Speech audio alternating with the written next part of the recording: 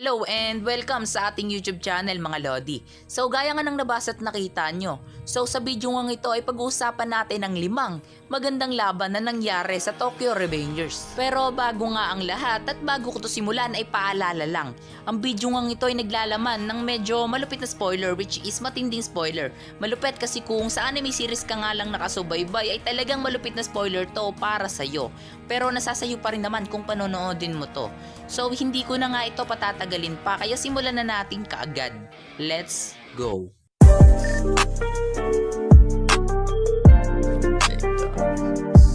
Para lang sa mga big dogs. Yeah. So uunahan na nga natin to at ang number 5 nga natin na yung laban ni Shuji Hanma at Mikey. So bali naging temporary leader nga si Shuji Hanma ng Mobius dahil sa kagagawan ni Kisaki, which is at that time ay sinusunod niya na si Kisaki. So bali ito nga ang plano nila Shuji Hanma at Kisaki nun. Wasakin ng Toman at patayin si Draken, which is talagang halos na mapatay na nga nila si Draken nun. Pero alam niyo naman na siguro yung nangyari. Dumating si Mitsuya at Takemichi sa tamang oras. At makalipas nga ang ilang minuto ay dumating na din si Mikey sa lugar na iyon.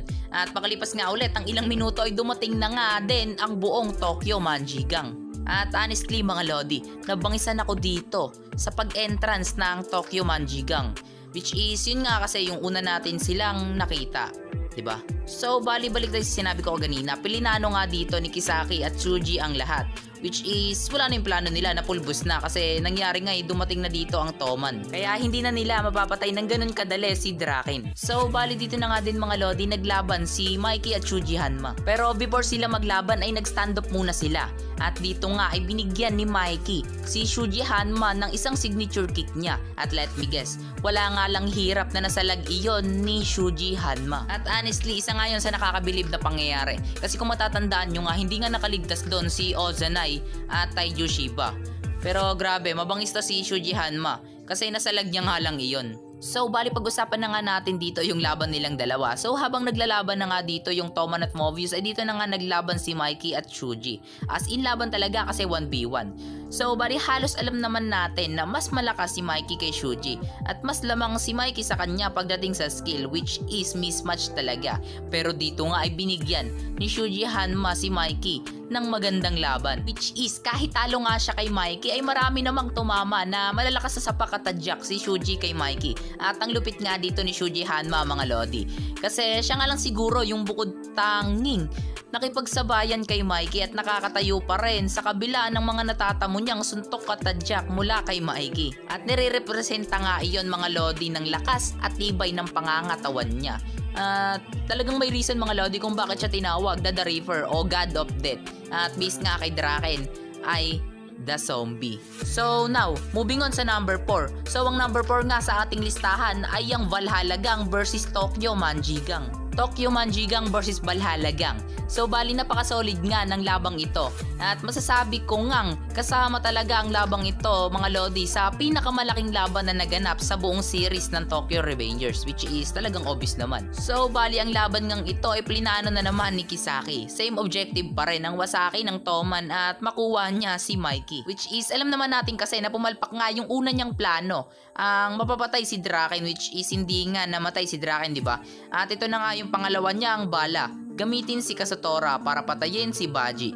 Para mapatay din siya ni Mikey, o di ba ikot lang? At kapag nangyari iyon ay alam niya na ngang mamamanipula niya na si Mikey. So bali alam na nga natin ang lahat ng iyan kasi successful nga iyang nangyari sa unang future timeline na ni Takemichi. At yan nga yung dahilan kung bakit bumalik na naman si Takemichi sa past para ma-prevent ang lahat ng iyan. So bali ito na nga, Tokyo Manjigang versus Valhalla Gang, one of the best fight sa buong series. Best fight kasi ang Toman kasi dito mga Lodi ay may 150 member lang. Samantalang ang Valhalla Gang naman dito ay may 300 member, o di ba kalate? Pero ito nga din yung unang pagkakataon na makita natin si Draken na mabad trip, maging seryoso at magpakahalima, which is talagang wasak sa kanya yung mga humarang sa kanya doon. So bali dito nga din natin unang nakita na malus control at magalit ng sobra si Mikey dahil ayon sa pagkamatay ni Baji, di ba? At halos mapatay na nga neto si Kazutora. At nung humarang nga si Takemichi para pigilan si Mikey, alam niyo naman na nga yung nangyari. Sinapak niya nga rin ito. So, bali alam nyo na nga yung mga sumunod na nangyari. Ang laban ng Tokyo Manjigang versus Valhalla Gang mga lodi ay masasabi kong isa sa may pinaka nakakalungkot na pangyayari. At yung pangyayari ngang iyon, ayun nga yung pagkamatay ni Baji. Nagsacrifice si Baji sa layuning ayaw niyang magkahiwalay ang mga miyembro ng Toman. Mailigtas si Kazutora at ang higit nga sa lahat para hindi umayon ng lahat sa plano ni Kisaki. So bali alam niyo naman yung mga naging resulta, namatay si Baji. Dahil doon ay narealize ni Kazutora ang lahat at pinatawad ni Mikey si Kazutora. At dito nga din nag-decide si Kazutora sa loob ng kulungan na magbabago na siya. So moving on tayo sa number 3, we have Takemichi, Chipuyu, Mitsuya at Hakai versus Taiju Shiba. So bali ito nga din mga lodi yung laban sa pagitan ng Tokyo Manjigang versus Black Dragons Gang. So sangkot na naman dito mga lodi si Kisaki. Kasi alam niyo naman na kung bakit napabalik na naman si Takemichi sa Fast. Pero mga lodi, ang lupit nga nang nangyari dito kasi hinarap nga dito ni Takemichi at Chifuyu si Taiju Shiba, ang 10th generation leader ng Black Dragons Gang, at napaka-imposible nga daw. Galing na mismo kay Takemichi na manalo sila kay Taiju Shiba, which is kahit dumating na nga din dito si Mitsuya at tumulong na si Hakai ay imposible pa rin. Napakahalimaw na itong si Taiju Shiba mga lodi, which is kahit may saksak na nga siya gawa ng ginawa sa kanya ni Yusuwa ay tila wala nga lang sa kanya iyon. At hindi niya nga iyon iniinda. Pero malupit nga din dito si Mitsuya mga lodi kasi nagawa niya ngang sabayan si Taiju Shiba. Pero ang kaso nga lang ay dinaya nga lang kasi siya dito ni Taiju Shiba. Kasi pinapalo nga ni Taiju Shiba siya sa ulo neto ng bakal kay Inupi. So bali hindi ko na itutuloy kasi napagdesisyonan ko nga na gawan na lang ng video iyon, ang Toman versus Black Dragons Gang. Which is kung trip nyo rin gawan ko ay comment nyo na rin sa comment section mga lodi. So moving on sa number 2 mga lodi, at alam kong gusto nyo to kasi mabangis nga tong nangyari dito. At ito nga ay yung Angry versus 4 Heavenly Kings ng Tenjiku Gang. So bali sa totoo lang mga lodi ay yung nangyari ngang iyon, which is yung ginawa ni Angry ay talagang nakakagulat talaga. So habang may nangyari nga dito kay Hakai at Angry mula sa Haitani Brothers, dito nga ay nagkukwento si Smiley kay Mitsuya tungkol sa pag-iyak ni Angry. Kasi kapag nangyaring umiyak nga daw ito ulit ay delikado kasi 100 times nga daw itong mas lumalakas sa kanya. Which is yung huling pag-iyak nga daw neto ay yung naglagay sa panganib sa mga tarantadong nambubuli sa kanya. Critical ang kondisyon ng mga ito sa ospital. Natatandaan niya nga daw yon nung mga bata pa sila. So bali dun nga ay may idea na tayo. So ito na nga. Umiyak si Angry pagkatapos niyang makitang balian na hampasin ng Haitani Brothers si Hakai. Nag-alala ito ng sobra kay Hakai na naging dahilan ng pag-iyak niya at partida. Kahit bali na nga ang isang kamay at binte ni Angry ay nung umiyak nga ito ay nakatayo ito. At let me guess, lumabas ang The Crying Blue Ogre na kasasabi lang ni Smiley kay Mitsuya.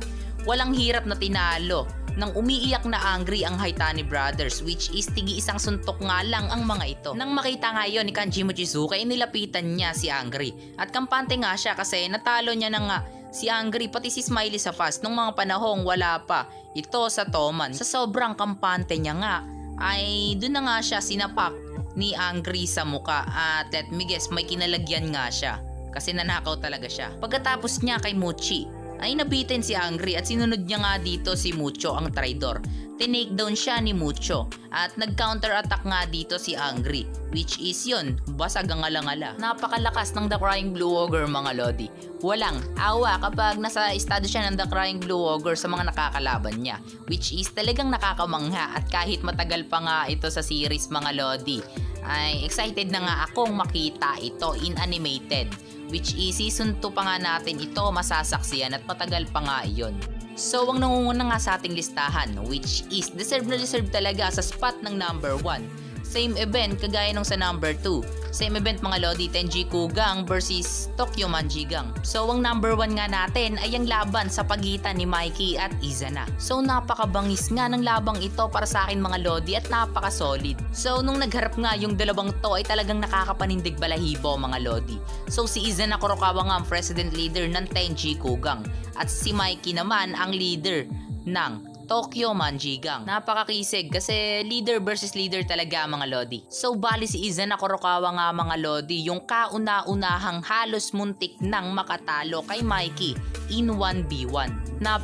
Lakas nga netong si Izana Kurokawa mga lodi. At I fucking admit na mas malakas pa si Izana Kurokawa kay Kawaragi Senju at South Terrano. I really fucking admit mga lodi, which is para sa akin lang naman. So dito nga mga lodi sa laban nilang dalawa ni Mikey ay walang hirap niyang nabablock ang mga atake ni Mikey, which is pati na nga din yung signature kick ni Mikey na roundhouse kick ay wala niya nga ding hirap na nabablock ito. At kita naman natin dito na parang pinagtitiripan niya na nga lang si Mikey at nakakatamo nga din si Mikey sa kanya ng mga seryosong patama.